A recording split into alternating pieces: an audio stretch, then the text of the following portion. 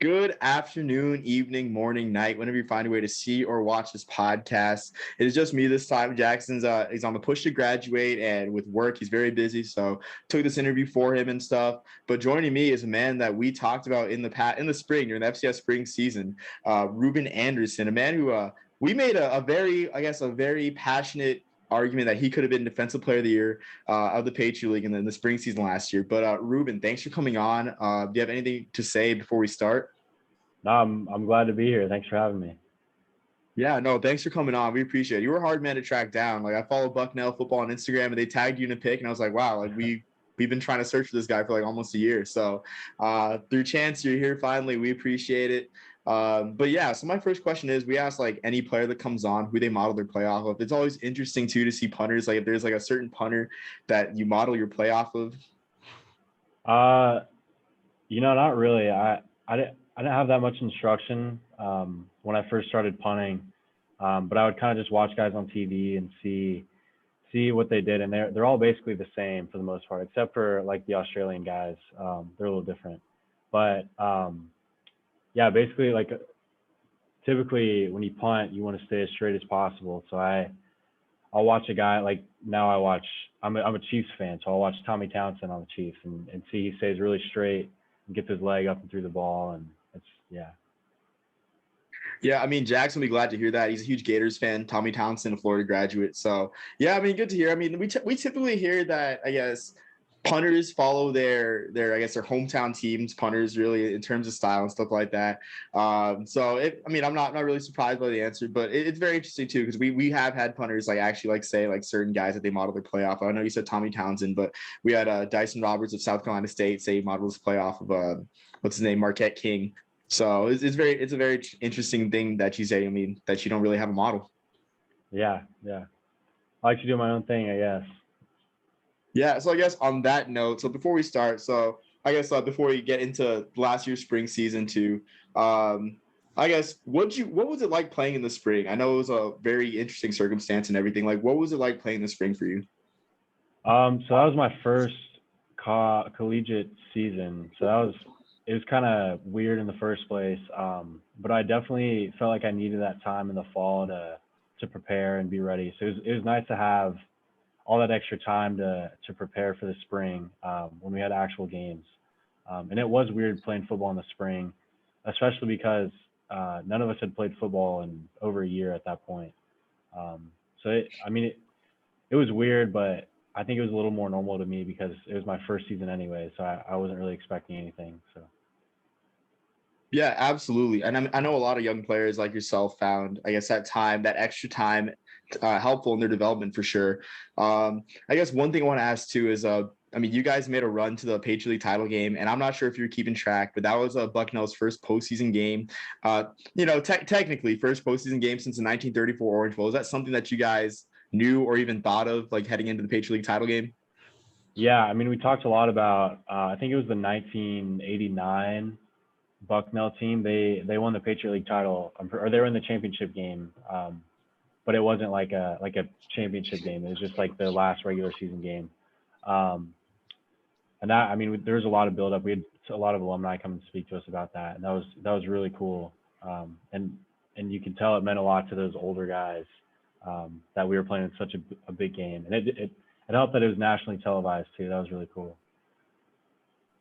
Absolutely. I mean, I did watch the game, and I'm a Worcester native. I lived in Worcester for 10 years, so I was pretty. That's the most conflicted I'd ever been during a Patriot League game.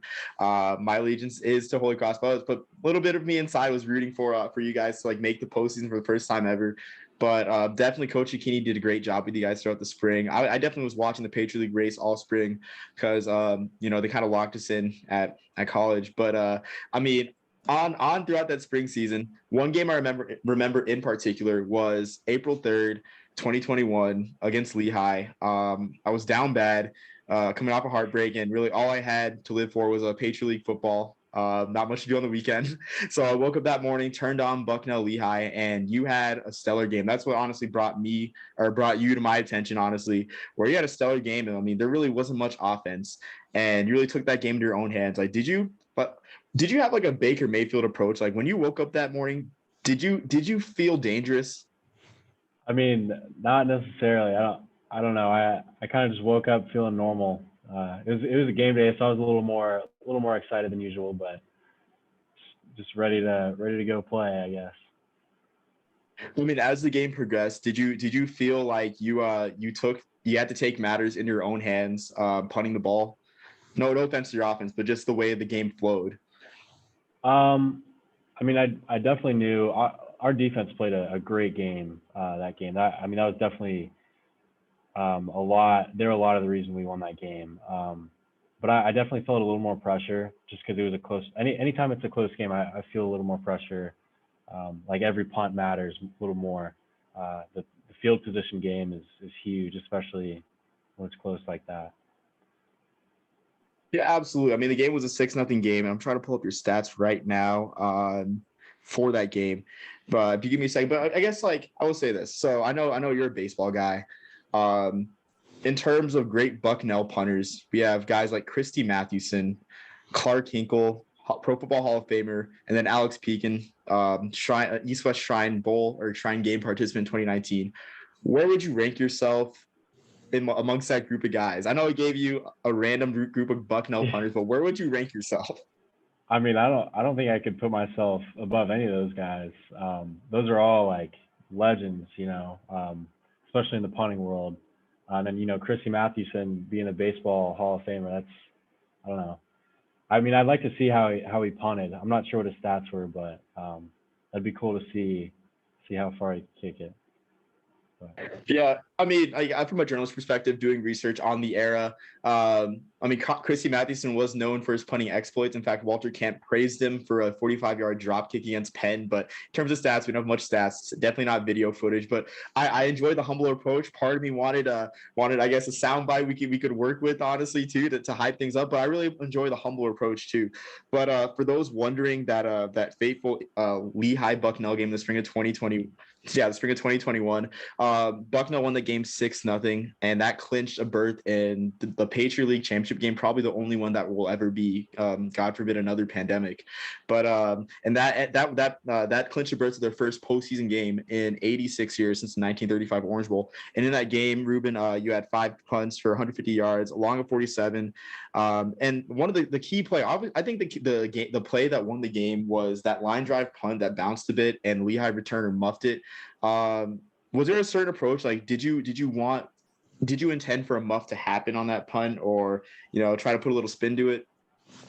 no, I mean, I was just trying to punt it, as regular as possible, and that it just kind of turned out that it kind of bounced and hit that guy in the helmet, and we recovered it. That was pretty cool. I was pretty excited about that, but it was not intentional for sure.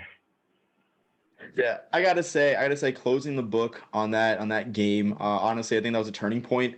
I think after watching that game, I stopped being down bad. Had a better outlook on life in general, and things generally got better. So I mean, I gotta credit you for that, Ruben. For the Ruben Anderson punt game, honestly. Good. I'm glad you got that out of that game. Yeah, but I guess moving on to next year or this past season, so you improved 4 yards on your average as well. I guess going back to the spring season one more time. So do you think that you should have been awarded the defensive player of the year? Because in history, there's only been one punter awarded conference defensive player of the year, Brad Mader in '96. And honestly, there's an argument for you, given the Patriot League most teams only played 3 games.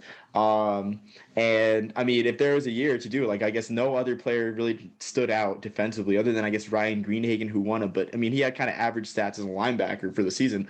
No discredit to him. But did you think that you were robbed of the defensive player of the year for the Patriot League in the spring?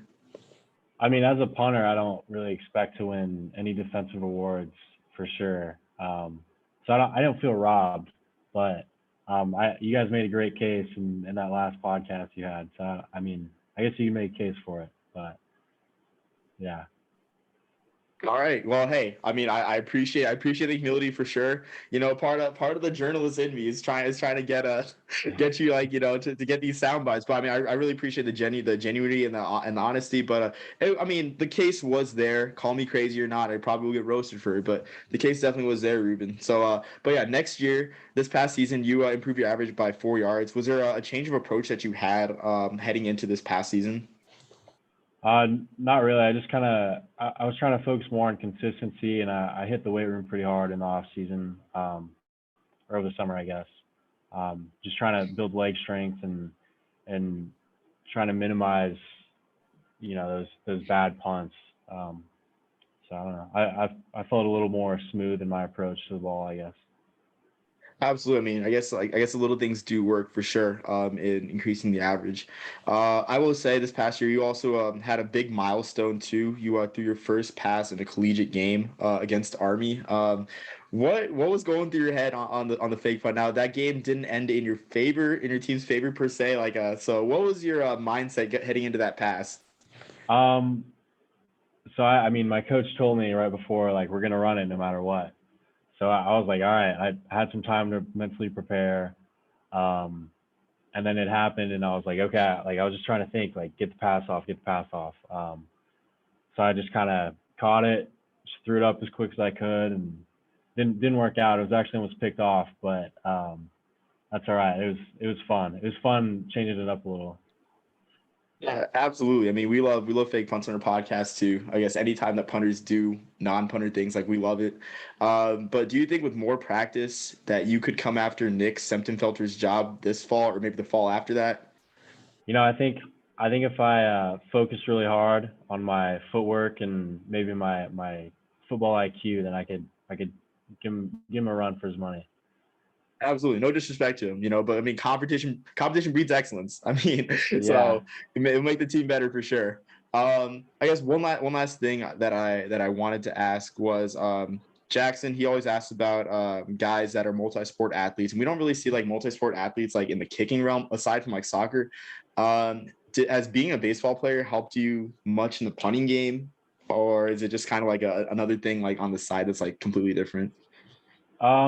I mean, I think playing multiple sports helps any athlete for sure.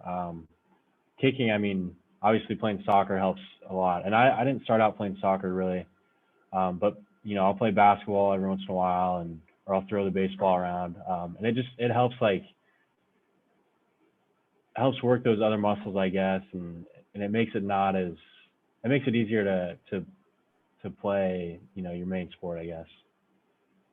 A little more versatility, and that's why I was able to throw that pass. My coach let me throw that pass in the game, probably because my baseball experience, and he saw that I could throw. But yeah. Yeah, I'd say it's a fair point because I mean, when you see like multi-sport athletes, you see guys playing basketball, like we were like high school letterman in basketball and track. You're unique in the fact that you're a baseball player, but like also a punter too. So like two different disciplines. I mean, I guess in terms of sports, so it's very unique for sure. But yeah, no, I mean, playing two sports definitely has it like great benefits for like any position for sure. Absolutely, So yeah. yeah, I guess what is there a game this year for Bucknell? I mean, recently Bucknell got you guys were picked for Holy Cross's ballpark game at Worcester in Worcester, Massachusetts in the hometown. That's the game I went to last year. I had a blast. Is that the game you're most looking forward to being a baseball player in high school, or is there like another game on the schedule that you're looking forward to the most? Yeah, I mean, I think that'll be awesome. I know they sold that out last year. And against, I'm not sure who they played. It was a Colgate. Colgate, yeah. That was really cool. We saw some of that when we were watching the film to prepare. Um, but I think it'll be cool to play at the Yale Bowl too. I've always heard a lot about that, and kind of a pretty historic stadium. So I think I'll enjoy that. Yeah, absolutely. I mean, I've been to the elbow as well. It's kind of magical walking through the portals. They call them portals, not really gates. I mean, they call it like walking through the portal onto the field and overlooking a field that so many guys have played on. But talking about the EBW Classic at Polar Park, last year, Holy Cross's kicker Derek Ing had a touchdown pass in that game. Is that motivation heading to that game? You want to top his performance because all you need is I think 3 yards to break the record for a punter slash kicker for passing yards by a punter slash kicker in Polar Park. So is that an extra motivating factor for that game? Yeah, I mean, I'm sure I bother my coach all the time. Like, when are we gonna run a fake? Like, I want to, like, let's put something in the playbook this week. So I'm sure I'll draw something up for him for that week. And I do hold the field goals now, so I have a shot on field goal, maybe to throw a pass or run one in or something. That'd be cool. Yeah, absolutely. So, I mean, you would be an unofficial record holder, but a record holder nonetheless. And I mean, granted, if you guys run a fake field goal, you may have a shot at making the Hardware Podcast All-American team as either the holder or the punter. So, we'll be looking out for that on Columbus Day weekend. A very exciting game for the for the Patriot League and for FCS in general. Yeah, I'm excited. Well, yeah, I mean, Ruben, it's been a pleasure having you on. Do you have anything else to add before we head off? I mean, punters' lives matter. That's all there is. Hey, amen. Punters are people too. Yeah. Exactly. Yeah. So definitely watch out for Ruben Anderson this year. And yeah, I mean, just a punter on the rise too, following the strong tradition of Bucknell punters.